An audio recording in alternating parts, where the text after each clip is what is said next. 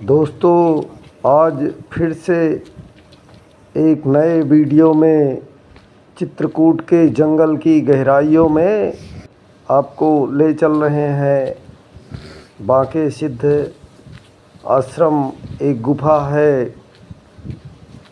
सतयुग और रामायण कालीन इस गुफा का रामचरितमानस में भी उल्लेख है।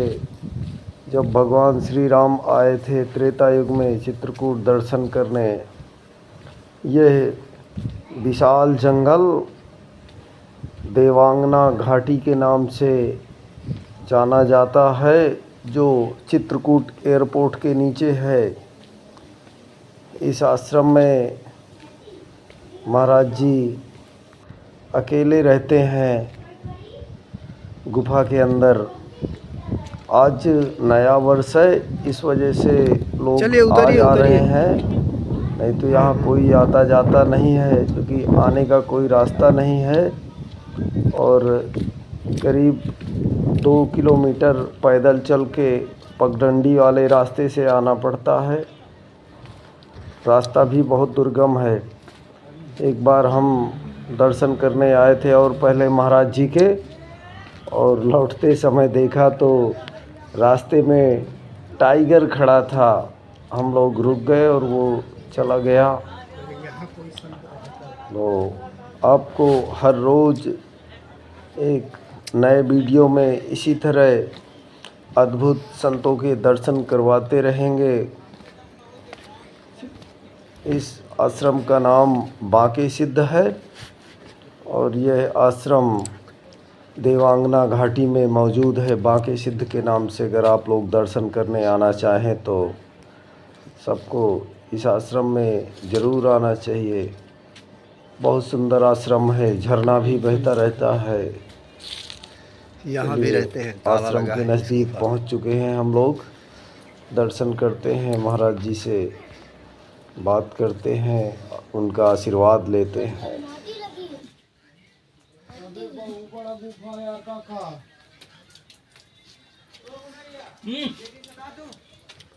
हटा दे साहब, पानी न हटाए भाई, घूम गया ऊपर से। काम करते महाराज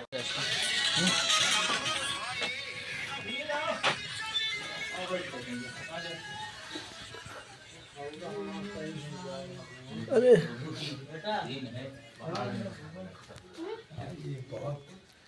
प्राचीन गुफा है। त्रेता में भगवान राम यहाँ चल के आए हैं इसी गुफा में। साइड में जीना है, ऊपर लोग भी जाए।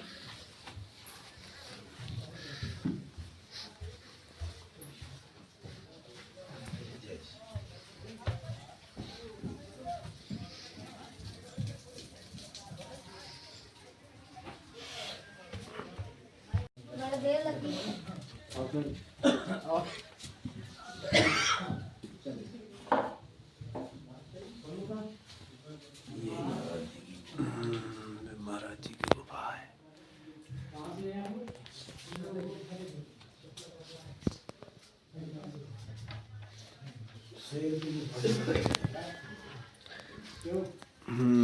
यहाँ पे आए हुए हैं जी। वनवास काटने के लिए जी। तो उस टाइम यहाँ सिद्ध नाम के महात्मा तपस्या करते। जी। तो क्या हुआ, भगवान के यहाँ सभा लगी। जी। सभी ऋषि मुनि इकट्ठा हुए। जी। जी। ये महाराज नहीं गई। जी। जी। जब ये नहीं पहुँचे तो वहाँ भगवान ने जानकारी करी कौन कौन जी। ऋषि नहीं आया।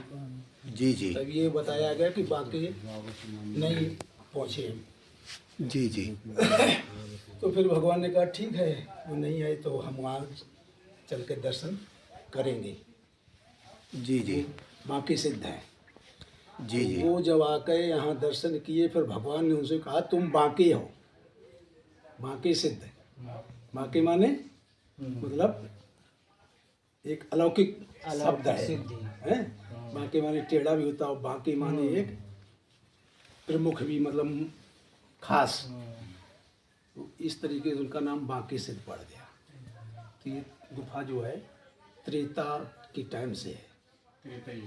बाबा साहब चढ़िया हमारे आगे आगे हम इनका महाराज जी आप कह रहे थे क्या उल्लेख है किसी धार्मिक ये ग्रंथ? पद्म पुराण में इसका उल्लेख है। अच्छा बाबा जी, मतलब सबसे बड़े भगवान कौन है? भगवान ना कोई बड़ा होता है ना कोई छोटा होता है, भगवान सब समान होते हैं। पब्लिक को शिक्षा देने के लिए उन्होंने ये दिखाया है, ना कोई बड़ा है ना छोटा है। हैं? जैसे हम आप बड़े छोटे बनते हैं, घमंड में आ जाते हैं कि हम बड़े हैं, सही बात है। लेकिन भगवान घमंड में नहीं है। नहीं है। उन्होंने एक दूसरे को बड़ा बनाया है, शिक्षा दी है कि अपने को बड़ा मत बनो, दूसरे को बड़ा बनाओ। तो दूसरे को जब बड़ा बनाओगे तब तुम ऑटोमेटिक बड़े हो जाओगे। बिल्कुल सही बात। Multimedia. जी जी। माता पिता से बड़ा कोई भगवान तो नहीं है। Multimedia. माता पिता क्या है? भगवान ही का स्वरूप है वो भी, तो भगवान ही लेकिन माता पिता को मान कौन रहा इस टाइम? Messages. माता मोबाइल थोड़ा बंद करो। वृद्धाश्रम में कनो File manager. जीवन काट रही है बहुत सी माता पिता, साधु संतों के आश्रमों में जीवन यापन कर रही है। Multimedia. हमारे लिए तो सबसे बड़ी बंद कर तो वो बढ़िया अच्छी बात है। ये तो इससे बढ़िया और क्या हो सकता है? मैं सुबह आया था ना जब उनके, हाँ। ठीक, माता पिता अपने बहन सबके देखो पैर माता पिता हुआ, गुरु हुआ, हम्म, ये सब भगवान एक स्वरूप है। और वैसे तो जितनी मूर्ति है सभी भगवान एक स्वरूप है। सिया राम में सब यज्ञ जानी करो प्रणाम जोर जोग पाड़ी, सब भगवान के स्वरूप है। जब ये भाव आ जाए तब हैं? माता पिता को जब भगवान के रूप में, परमात्मा के रूप में देखना चालू कर दोगे तो आपको कोई देवता की आवश्यकता नहीं है। हाँ, बशर्ते जब भाव होगा वो है। जब भाव नहीं होगा कुछ नहीं, तो कुछ नहीं है। और बोलो भाई। कहना और करना कठिन होता है। कह तो दिया, लेकिन जब अहम बात पड़ती है उस टाइम समझ में आता है कितना बाप को मानते हो कितना माँ को मानती हो। क्योंकि तो सभी कह देते हैं बहुत बड़ा बहुत बड़ा अंतर है। अभी कोई अहम बात आ जाएगी तो अकड़ कह दोगे हाँ नहीं मानते तुम्हारी बात को, अरे तुमने क्या। तो अभी तो मोबाइल बंद कर दो भाई।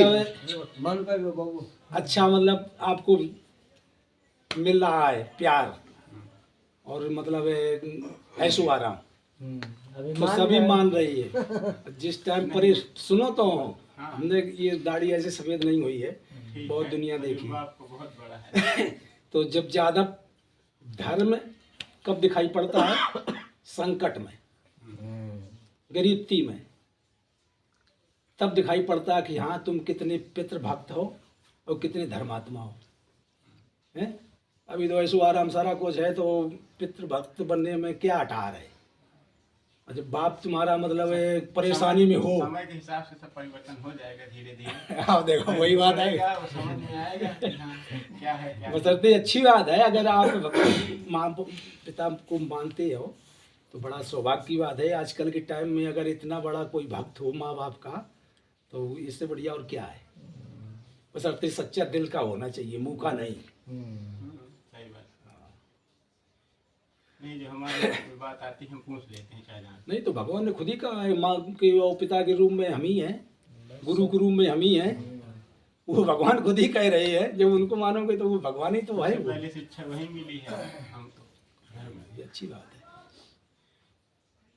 महाराज जी आजकल राम को मानने वालों की कमी हो गई है थोड़ा सा, ऐसा मेरे मन में मुझे प्रश्न है। नहीं राम को मानने वाले की कोई कमी नहीं है, और कमी उनकी है जिनको अज्ञान है, जिनको ज्ञान नहीं है। जिनको ज्ञान नहीं है उनकी मतलब ये भावना है, उनकी ये भावना है कि राम से ज्यादा प्रिय। राम से बढ़ के और है कौन? जो राम को नहीं मानेगा, किसको मानता? जो राम को नहीं मानता किसको रावण को मानता? मानेंगे। किसी भी रूप में है तो राम ही। जी जी। माँ बाप को जैसे बोल रहे मानते हुए क्या है? वो भी क्या परमात्मा ही है। वो भी तो जिस रूप में मानोगे उन्हीं को मानोगे। लेकिन ये है कि अगर उनको ज्ञान से मानोगे तो उसका फल अलग है, और अज्ञान से मानोगे तो उसका फल अलग है। हम नहीं राम को मानते, न्यू राम है कौन? नहीं मानते हैं, रावण को मानते। रावण मानते, राक्षस होगा तो रावण को मानेगा, मानेगा। राम को देवता होगा तो राम को मानेगा। और महाराज जी हम लोगों का आचरण कैसा होना चाहिए? हम लोगों को भी कुछ संदेश मार्गदर्शन करिए। आप देखो बच्चा तो है नहीं, फिर भी और खूब समझदार हैं जी। मार्गदर्शन ऐसा होना चाहिए, तुम्हारी दृष्ट साफ होनी चाहिए, तुम्हारा भोजन प्रसाद सात्विक होना चाहिए, जी तो आचार विचार सात्विक होने चाहिए, जी जी वस्त्र वो भी कनो अपनी मर्यादा के होने चाहिए। जी। तो ये जब संस्कार ले आओगे तो ऑटोमेटिक सब कुछ मिलना चालू हो जाएगा। हैं? सत्य को अपनाओ। जब राम का नाम बहुत अब राम को जब नहीं मानोगे, जैसे नहीं, मैं मान रहा हूँ, लेकिन बहुत लोग हमारे मुंह में कह देते हैं कि राम हमें खाने को देता है क्या, तो हम लोगों को बड़ी तकलीफ होती है सुनकर। आप जवाब ही नहीं देना जानते हो। जी राम जिस दिन पाने को नहीं देंगे उस दिन उसकी औकात नहीं है, जो उसको पाने को मिल जाए उसकी थाली लगी रखी रहेगी, वो पा नहीं पाएगा। नहीं पाए, सही बात। उसके यहाँ खूब करोड़ों छल्ली लगी हो, जिस दिन राम की इच्छा नहीं होगी उस दिन उसको भोजन नहीं मिलेगा। मात्र नहीं पाएगा। उनके बगैर एक पत्ता नहीं हिलता है। गीता में श्री कृष्ण भगवान कहे ना, जो करता हूँ मैं करता हूँ। बस वो तो एक ही माया है। राम वही कृष्ण है, वही हनुमान है, वही दुर्गा है, वही सभी है, अनेक रूपों में वही। जैसा जिसने भाव किया उसी तरीके से कहना मतलब तुम्हें प्राप्त हुए। बहुत लोग ऐसे भी हैं महाराज जी जो पाप करते हैं और फिर कहते हैं हम भंडारा कर देंगे या कुछ कर देंगे तो हमारे पाप कट जाएंगे।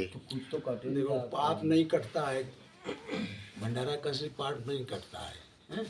हाँ ये जरूर है कि भंडारा में जो शामिल हो जाता है उसका थोड़ा उसमें शामिल हो जाता है, लेकिन पाप कटता नहीं। पाप पुण्य दोनों अक्षय होती है, दोनों का फल मिलता है। कैसे?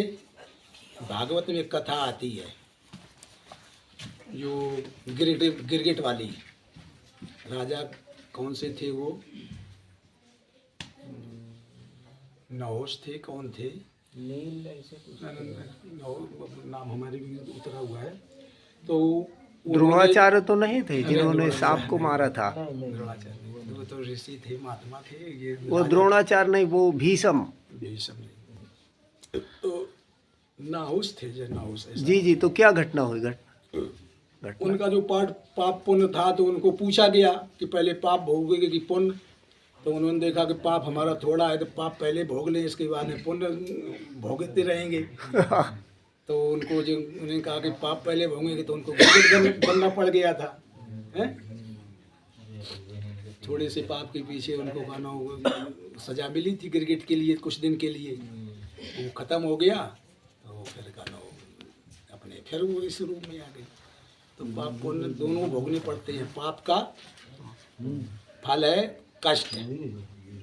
पाप का फल क्या है? कष्ट। और पुण्य का फल क्या है? सुख। तो कर्म फल से क्या कोई उपाय है बचने का महाराज जी?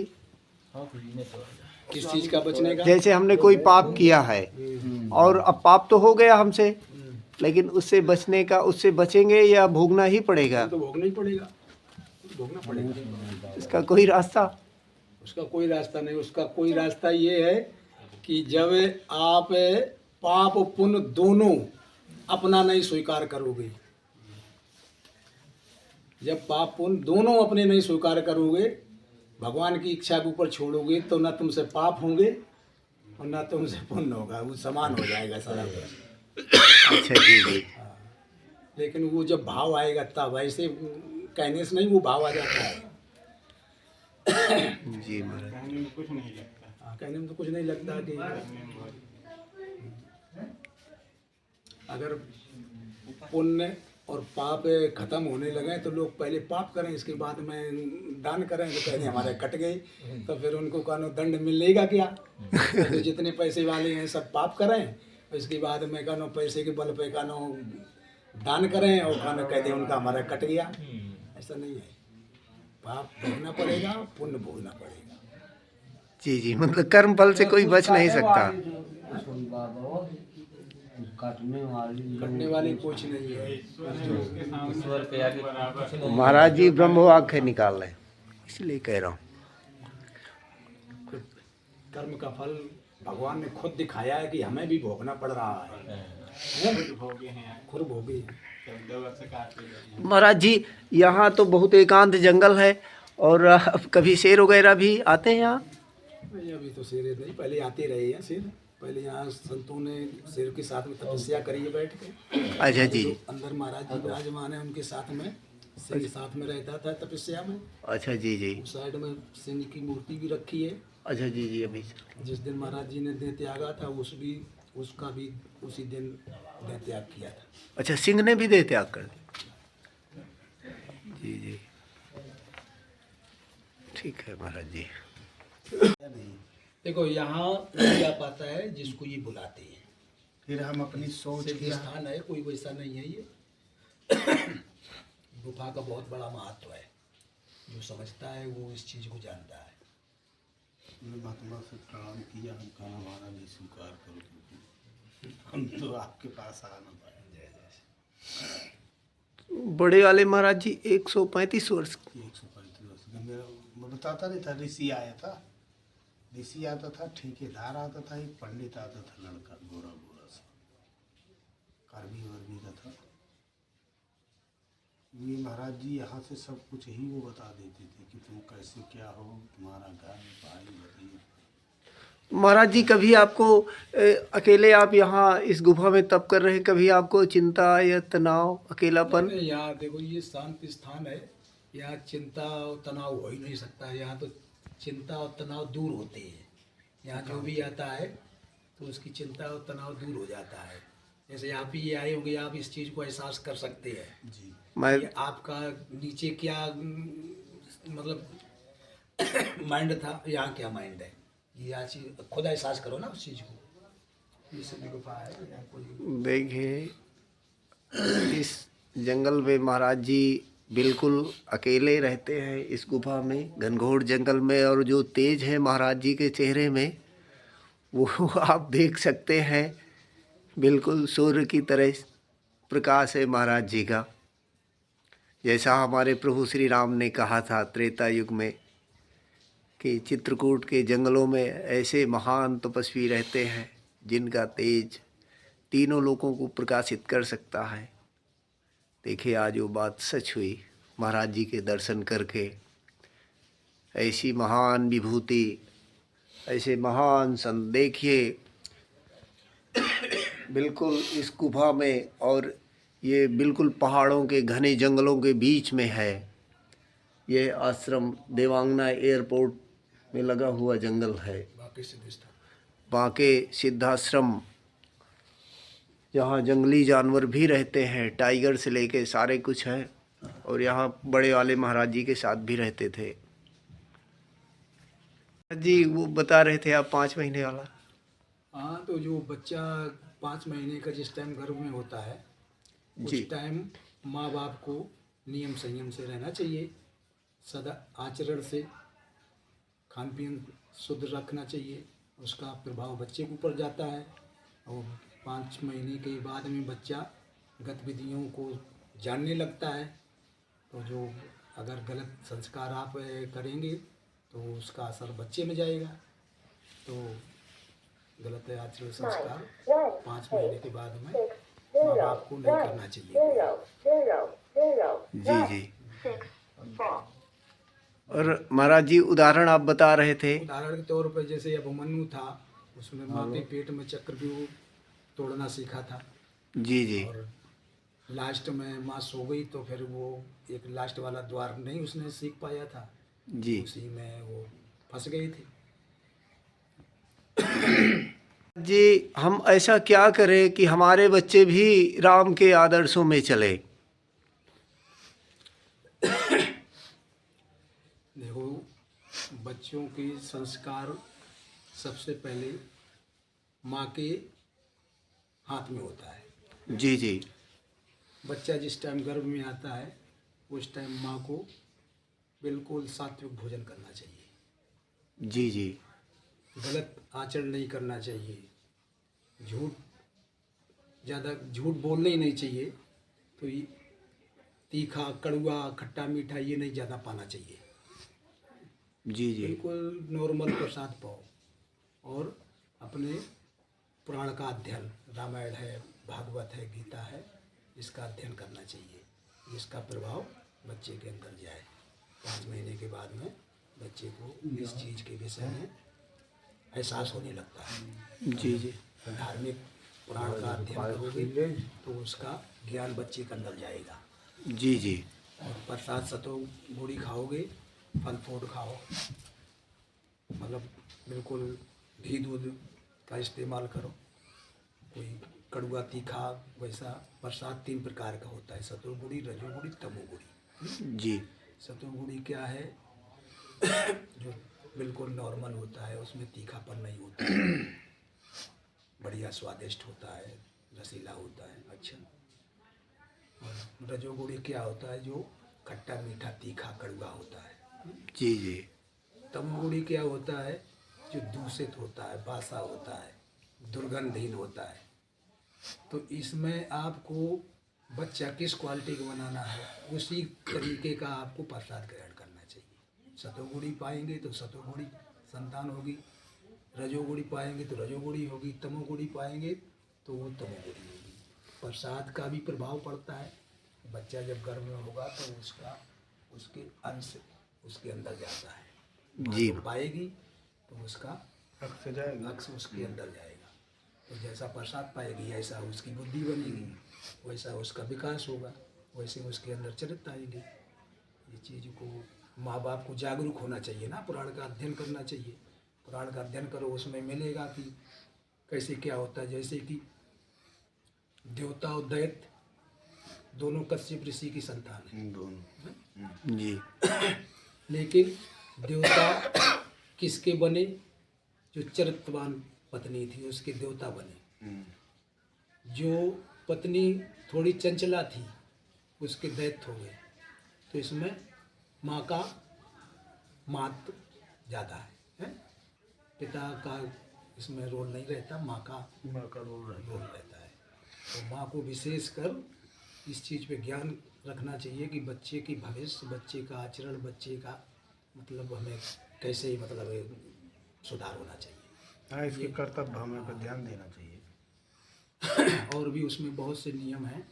माँ को जूठे सोना नहीं चाहिए, बाल खोल कर नहीं सोना चाहिए, हाथ पैर धोकर पोंछ के सोना चाहिए। बहुत नियम है, पुराण का अध्ययन करोगे तो उसमें सब मिलेगा। जी जी ऐसे तो हम पूरा नहीं बता सकते हैं। फिर भी जो महाराज जी हम लोगों के लिए प्रेरणादायक कहना होगा। यही है कानून की, जैसे कि अपने बड़े बुजुर्ग होते मेरी थे, पत्नी को भी अभी यही सुनाऊंगा घर ले जाकर उनको मैं। बहुत पहले ज्ञान होता था। जैसे कोई जूठा सो जाता तो वो टोकते थे कि भाई मुँह जूठा सो गया है, इसको जलपान कराओ, आचमन कराओ, पानी पिलाओ इसको। पानी पिलाओ, इसको मुँह धुलाओ। इसीलिए उनको ज्ञान था। अब वही ज्ञान जब लुप्त हो गया है, कोई कहता नहीं, कोई कहता किसी से नहीं कुछ, बोलता कैसे नहीं। कोई जूता पहन के सो रहा है, कोई जूठा सो रहा है, कोई कैसे सो रहा है। तो वो उसी की प्रवृत्ति बनती जा रही है। हम तो ये बोलते ही नहीं, बोलते ही नहीं। जो कुछ करो अच्छा करते हो तो। लेकिन वही है कि माँ बाप को स्टार्टिंग से संभालना पड़ेगा। जैसे पेड़ स्टार्टिंग से पौधा रोपा जाता है तो उसको पहले ही से अगर उसको छटाई करोगे तो वो धीरे धीरे सीधा चला जाएगा। और जब उसको बिगड़ जाने दिया फिर बाद में छटाई करोगे तो वो सही नहीं होगा। कोई मतलब नहीं। उसको गर्भावस्था से ही मतलब सुधारना चाहिए। गर्भावस्था से सुधारोगे तो वो पहले ही सुधरा हुआ आएगा। और फिर अगर कुछ संगत का असर समझ में आता है तो आप उस भी गतिविधियों में नजर रखो। संगत का असर कहीं जाने न पाओ।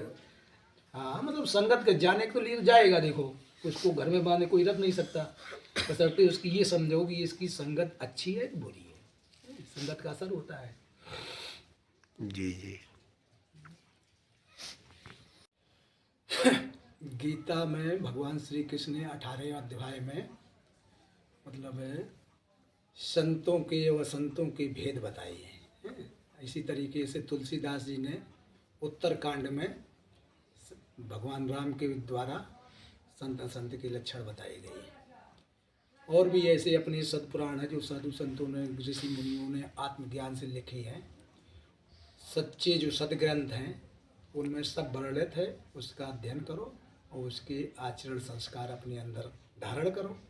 आपको एहसास हो जाएगा कौन असंत है, कौन संत है, कौन क्या है, कौन किस क्वालिटी का है, कौन तमोगुणी है, कौन सतोगुणी है, कौन रजोगुणी है। उसका सब फिर महाराज जी श्री कृष्ण जी के क्या शब्द है भगवान के, आपके श्री मुख से सुन लें। श्री कृष्ण के यही है कि दुष्टों की संगत मत करो, संत का साथ करो, संत का साथ मत करो, हैं? और उसके लक्षण बताए हैं। समदर्शी संत हो उनके साथ करो, ये उनके कह क्या रहे हैं। लक्षण है, तो वो चीज़ को आप पहचान करो। पहचान करो। पहचान जब करोगे, जब उसका आपको ज्ञान होगा, पुराण का अध्ययन किया होगा, हैं? पुराण का अध्ययन करो, गीता के 18वें अध्याय का हिंदी का पाठ करो, उससे आपको सारा कुछ मिलेगा। रामायण में उत्तरकांड का अध्ययन करो, उसमें सब मिलेगा। और व्यास जी ने भी कुछ दर्शाया है, तो उसका भी अध्ययन करो। और कुछ आचरण संस्कार अपने अंदर ऐसे ले आओ जो कि प्रेरणा दूसरे लोगों में भी जाए, और उसका खुदा आचरण संस्कार धारण करो और दूसरे को भी उस पर प्रेरित करो। और अपने जो वेशभूषा का आ रहा है आजकल, वस्त्र जो पहने जा रहे हैं, पश्चिमी सभ्यता वाले जो विदेशों में जो पहने जाते थे, अयासी प्रवृत्ति वाले, जी उन वस्त्रों को मतलब त्यागना पड़ेगा। अपने देश की लज्जा मर्यादा के जो छिपी होती है जिन वस्त्रों में, उनको धारण करना पड़ेगा, तब अपने यहाँ का मतलब संदेश सही जाएगा। जी वस्त्र का भी बहुत प्रभाव पड़ता है। अगर गलत तरीके के वस्त्र पहने हुए हैं तो उसका प्रभाव सामने वाले पे गलत पड़ेगा। जी जी जैसे पहले अपने वस्त्र पहने जाते थे, अपना शरीर का कानो कोई अंग दिखाई नहीं पड़ता था, तो उसमें लज्जा छिपी होती थी, मर्यादा छिपी होती थी, हैं? जो लज्जा और मर्यादा जिसमें होगी तो ऑटोमेटिक उसके आचरण संस्कार बढ़िया होंगे। और वस्त्र जब तुम्हारे अच्छे नहीं हैं, तुम्हारे अंग प्रदर्शन हो रही है, लज्जा मर्यादा है नहीं, तो तुम्हारे आचरण संस्कार कहाँ से अच्छे होंगे। तो मतलब अपने आचरण को सुधारने के लिए वस्त्रों को भी धारण करना, अपने सनातन धर्म के जो वस्त्र हैं उनको धारण करोगे तो उसका प्रभाव आपके अंदर लज्जा मर्यादा शर्म ऑटोमेटिक वास करेगी। जी जी इस चीज़ को भी विशेष कर लोगों को करना मतलब जागरूक होना चाहिए। आजकल विदेशों के लोग तुम्हारे सनातन धर्म के वस्त्र धारण कर रहे हैं और अपने यहाँ का उनके वस्त्र धारण कर रहे हैं जो कनो दुष्ट थे, जो विदेशों के दुष्ट थे, यहाँ गलत आचरण संस्कार से आते थे, उनके वस्त्रों को धारण कर देख कर लोगों ने उसको फैशन बना लिया। जी फैशन नहीं, वो बर्बादी है। अपने यहाँ के जो लज्जा मर्यादा के वस्त्र थे वो विदेशियों ने मतलब स्वीकार करना चालू कर दिया, वो आज सुधर रही है। आज देखिए तीर्थों में वो भगवान राम की भक्ति कर रहे हैं, कृष्ण की भक्ति कर रहे हैं, धोती साड़ी बढ़िया कनो वस्त्र सनातनी पहन रही है। जी जी जी आप पश्चिमी देशों के वस्त्र धारण कर रही है, तो उसका प्रभाव गलत पड़ रहा है समाज पे। जी जी इस चीज़ को पब्लिक को जागरूक होना पड़ेगा कि अपने जो सनातन धर्म के वस्त्र हैं उनको धारण करो, अपना खान पीन शुद्ध करो और शिक्षा लो अपने सत्पुराणों से, पाखंडियों के पुराणों में मत उलझाओ। ये सुधार का रास्ता है। जी जी आजकल अपना धर्म छोड़ के लोग दूसरे धर्म में जा रहे हैं, क्या कारण है? देखो, अपने धर्म को छोड़ के जो दूसरे धर्म में जा रहे हैं उन लोगों की पशु वृत्ति है, पशु के समान उनकी बुद्धि है। उनको ये ज्ञान नहीं है कि हमारा धर्म सनातन धर्म सबसे श्रेष्ठ धर्म है। भगवान श्री कृष्ण ने गीता में खुद कहा है कि अपने धर्म में मरना भी सुखदायक है और दूसरे के धर्म में जब संस्कार अच्छे लाके चलोगे वो भी तुम्हारे दुखदायक है। अपने धर्म में अगर आपको परेशानी भी हो रही है, कष्ट भी हो रहा है, मर भी रहे हो, तो भी सुखदायक है। अपना धर्म इतना अच्छा है सनातन धर्म। जी जी ये भगवान की मुख की वाणी है कि अपने धर्म में मरना भी सुखदायक है और दूसरे के धर्म में जब आप अच्छे संस्कार से चलेंगे वो भी दुखदायक है अपने धर्म से। अभी जो जा रहा है तो वो उसको इस चीज़ पर गौर करना चाहिए, समझना चाहिए कि कनो हमें अपने धर्म को, एक हीरा को छोड़ कर एक कचड़े में फंस रही हैं? जी अपने धर्म में शुद्धता, पवित्रता सारा कुछ है, अब उसको स्वीकार करो। और दूसरे धर्म में शुद्धता पवित्रता इतना महत्व नहीं है, वहाँ तो जी लक्ष्मी माया को महत्व देते हैं। किसी भी तरीके से माया आनी चाहिए, तो माया तो वैसे भी आएगी, या अच्छे संस्कार से चलोगे तो भी भगवान की प्रेरणा से आएगी, हैं? ये तो सुख दोगे के प्रारब्ध है, सुख भी आएगा दुख भी आएगा। सुख दुख दोनों ऐसे होते हैं जैसे रात और दिन, रात आती है तो दिन भी आता है। इसी तरीके से दुख अगर आया है तो सुख भी आएगा, लेकिन अपनी मर्यादा को मत तोड़िए। कैसे?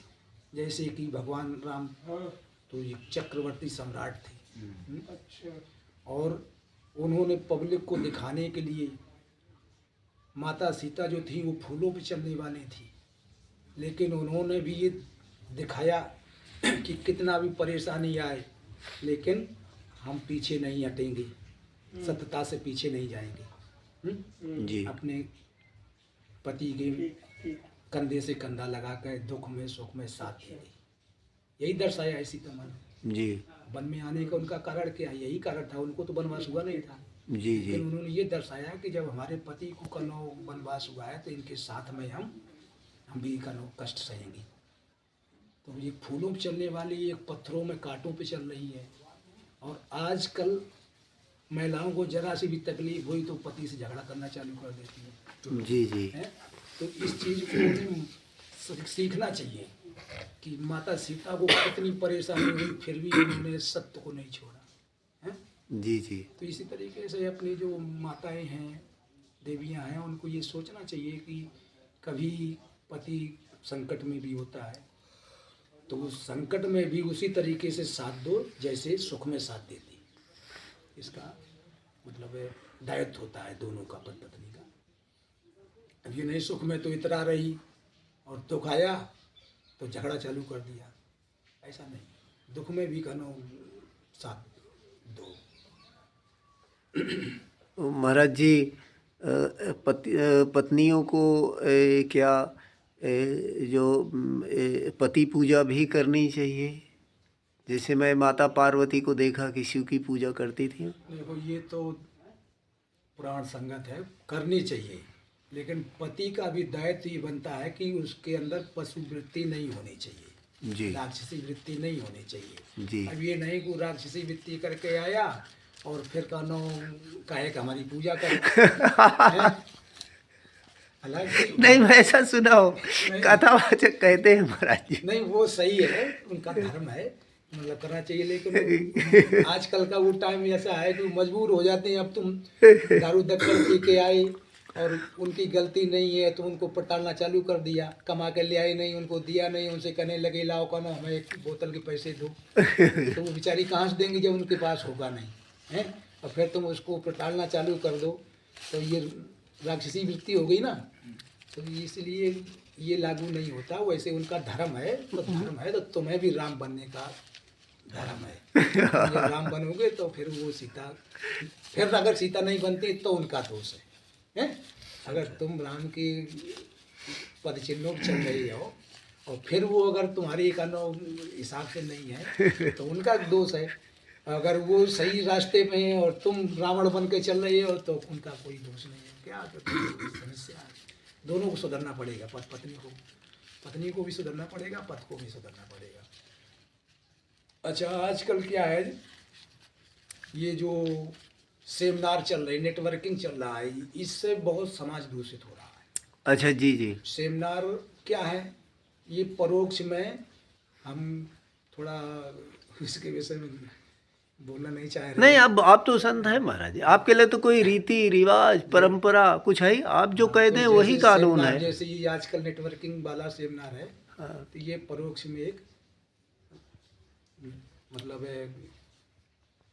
मतलब है कि ऐसा है कि उसको गलत रास्ते पे मतलब ले जाने का कार्य करता है। सेमिनार में जो सेमिनार में जो बिजनेस चलता है, उनमें कई लोग बड़े बड़े शहरों में जाते हैं, सेमिनार लगता है। ये क्या, मैं वाकई नहीं जानता। परचेजिंग होता ना, सामान नेटवर्किंग, आदान प्रदान इधर से उधर। अच्छा, जो सामान की खरीद बिक्री डोर टू डोर करते हैं। उसके विषय में ज़्यादा मत बोलो, हम फिर उसमें बुराई बनती है। कोई बात नहीं। हाँ महाराज जी, हमने कभी नहीं सुना। अच्छा, नहीं नहीं, वो परोक्ष में ऐसे ही है, वो सत्यता जो है वो। नहीं तो हम लोग इससे अनभिज्ञ हैं। ये सामने जैसे खरीद बिक्री, मतलब कैसे वस्तु की। अरे क्या होता है अब, ये तो जो जो जाता है उस चीज को ऐसा करेगा, उसका प्रभाव वैश्यावृत्ति। गलत जाता है। बिल्कुल वैश्यावृत्ति। परोक्ष में। अच्छा, उसके विषय में करें। हाँ तो ये चलता होगा। तो देखिए, जो दूसरे जो किसी औरत की मजबूरी का फ़ायदा उठाएगा तो उसका भी अपना आने वाली पीढ़ी का लोग उठाएंगे। वो तो प्राकृतिक नियम है। जो दूसरे का तबाह हो तो। अच्छा इन चीजों पे क्या बोलना चाहिए। अच्छा महाराज जी, एक क्वेश्चन और था कि हम लोग क्या था, मैं अपना पर्सनल बता दूं। मुझे लगता था कि मेरे पास 100 रुपये कमा लूँ मैं। फिर 100 रुपये मिल गए, फिर सोचा 500, फिर 1000, 1000 भी मिल गया। तो महाराज जी लेकिन शांति नहीं आ रही। शांति का कोई उपाय बताइए, ऐसा क्यों हो रहा है कि भटक रहे हैं? तो शांति का तो उपाय यही है, जब आपके अंदर मतलब उसको संतोष करोगे, अपनी आवश्यकता क्षमता पर अंकुश लगाओगे। अब ये इसकी तो भूख किसी को मिटी नहीं है। यही एक माया का खेल है। लक्ष्मी की माया का यही खेल है। नचाती है। नचाती है। 100 मिल गई, 100 में संतोष नहीं हुए, 500 मिल गए उसमें संतोष नहीं, 1000 मिले उसमें संतोष नहीं हो गई, फिर 1 लाख मिल जाएगा उसमें संतोष, फिर आवश्यकता बढ़ाते चले जाओगे। तो आवश्यकताओं को अपने हिसाब से रखो, जो जरूरी है आवश्यकताएं उनको पूर्ति करो, और जो अनावश्यक आवश्यकताएं हैं उन पर कंट्रोल करो। है और क्या, शांति का यही है। मैं देखा जिसके लाखों करोड़ों में और भी बहुत क्या नाम लेना, जिनके देखा 1-1 लाख करोड़ रुपए की संपत्ति है, उनको भी शांति शांति नहीं है। जो शांति ऋषियों मुनियों के अंदर में देखा, वो शांति किसी के। शांति का एक ही है, भगवान के शरण में चले जाओ, शांति होगी। शांति शांति रहेगी। भगवान शांति का नाम जपोगे, जपोगे। शांति शांति। जब भगवान सब के शरण सुख में शांति। पहुंच जाओगे तो शांति सब हो जाएगी, और नहीं तो शांति नहीं होगी। यही एक संसार है। जी जी। शांति के लिए भगवान का शरण लो और उनसे निवेदन करो कि महाराज हमें ज़्यादा वैभव नहीं चाहिए, हमारी आवश्यकता पर हमारी पूर्ति होती रहे, समाज में हमारा काम चलता रहे, हमारा कल्याण रहे। कल्याण रहे। तो ये चीज़ को अपने अंदर आत्मा में धारण करो शांति के लिए। आप गुरुदेव भगवान को सुन रहे हैं। एयरपोर्ट देवांगना घाटी के नीचे महाराज जी का आश्रम। महाराज जी क्या बाकी सिद्ध आश्रम। आप लोग भी दर्शन करने आना चाहे तो यहाँ आइए। बहुत रमणीक और बहुत सुंदर जगह है। बाकी सिद्ध महाराज जी के आश्रम तक आने के लिए सीढ़ियाँ बनी हुई हैं, और यहाँ सबको एक बार ज़रूर आना चाहिए। महाराज जी के बहुत दिव्य मूर्ति हैं। हमें तो दर्शन करके और महाराज जी को सुनकर बहुत अच्छा लगा। जय गुरुदेव भगवान।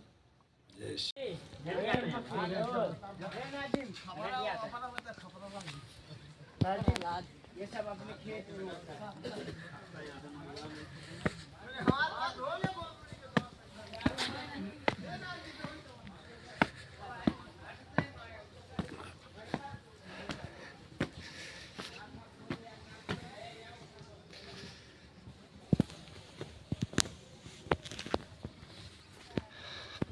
बागा बोलती नहीं तरह कहना शेर और पंजुआ पारे गुर्रा पापा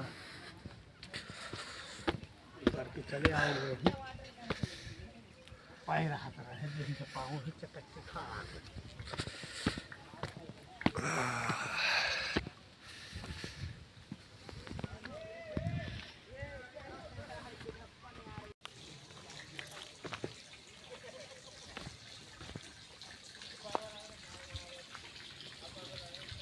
पानी तो हाँ हाँ, पी लीजिए पी लीजिए।